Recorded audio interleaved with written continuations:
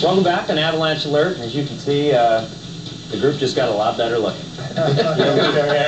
Just joined us. He's nice enough to sit down and chat with us a little bit. You know, we watch you out on the ice, and I'm guilty of always asking you the same questions, but it looks like you're having so much fun out there, whether you're in a fight or you're in the penalty box or you're, scoring goals.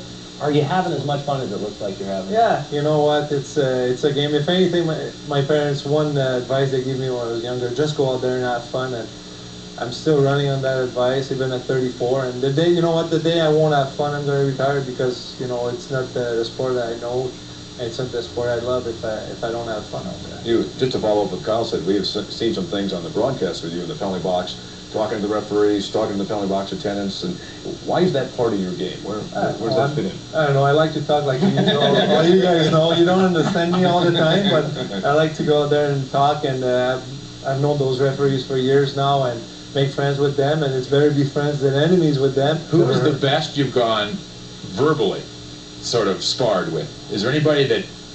On the other team? On my team. On the other team, you say, you know what, that guy's pretty good. Oh, I don't know. There's a lot of funny guys out there. I don't know. Just, for whatever reason, footy's always all over me. Adam Foot, it's all over me. He's like, you always talk. I'm like, yeah, what's the point?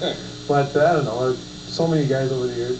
Oh, now we understand that Cody McLeod is a guy who has become very verbal. What have you guys? I can't say what he says. Oh, okay. Have you guys heard it on the All Access? Have you guys had a discussion about that aspect of the game? Discussion? Don't talk about do this. It's sort of as somebody who has been in the league. Here's what you can and can't say. Here's what you should do. Or you just let him do? Well, I let him do, and he'll learn, But he's funny. He's entertaining. I mean, to his best. And we're sitting on the bench, and stuff he says, we're like, all right, good one. And laughing. We can't even say a word. He's so wired up, and it's great. I was like that, younger, and he's very entertaining. That brings the point is, there was a time in the league. I think Peter can certainly say this, where if you were a rookie, you were seen, not heard. You didn't want to do anything, but has it changed to that? No, it changed. It's different in the locker room and on the ice. It's a lot different.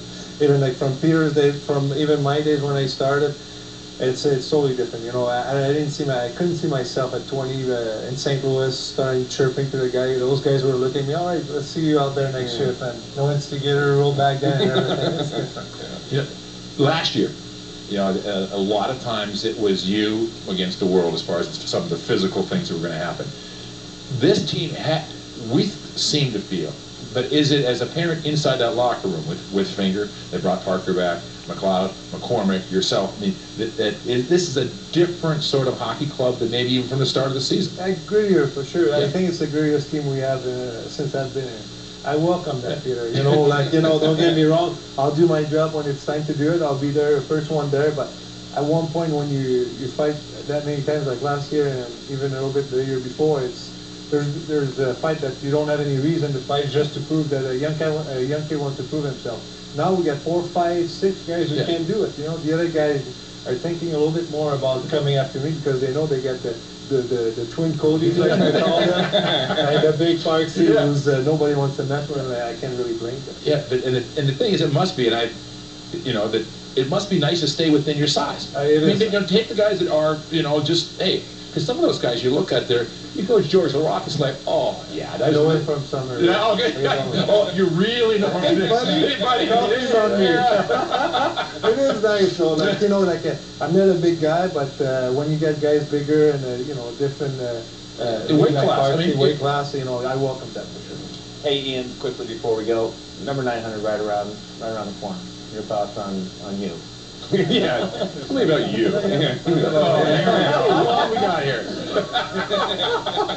This is a two-part show here.